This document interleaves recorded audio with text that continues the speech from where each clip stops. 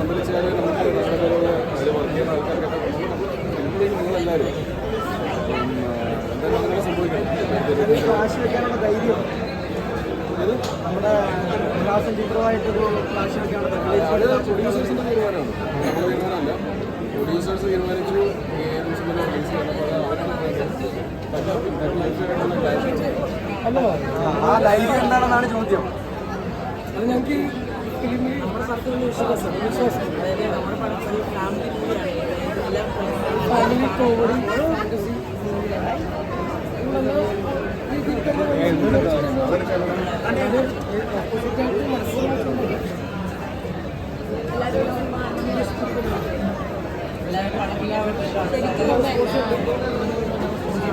ശരിക്കും സംസാരം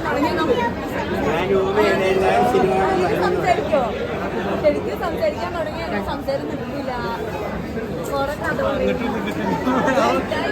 കയ്യിൽ കൊടുത്ത് സംസാരം നിർത്തിക്കാൻ പറ്റുമെന്ന് നോക്കണം.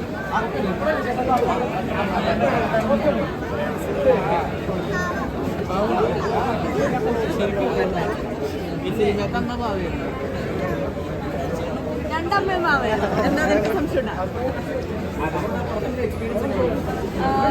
പറഞ്ഞാൽ നിങ്ങൾ വെയിറ്റ് വെച്ചേട്ടാ.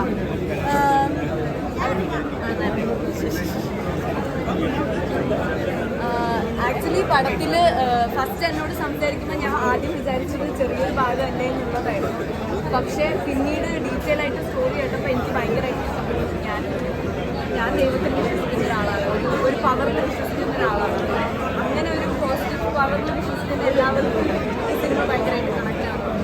പിന്നെ മാത്രമല്ല ഞങ്ങൾക്ക് 2 ദിവസം മുമ്പ് ഇതിൻ്റെ റിവ്യൂ ഉണ്ടായിരുന്നു. അപ്പോഴാണ് ഞാനിത് ആദ്യമായിട്ട് കാണുന്നത്. അന്ന് എനിക്ക് മനസ്സിലായി എൻ്റെ ക്യാരക്ടർ എത്രത്തോളം ഇമ്പോർട്ടൻ്റ് ആയിരുന്നു എന്നുള്ളത്.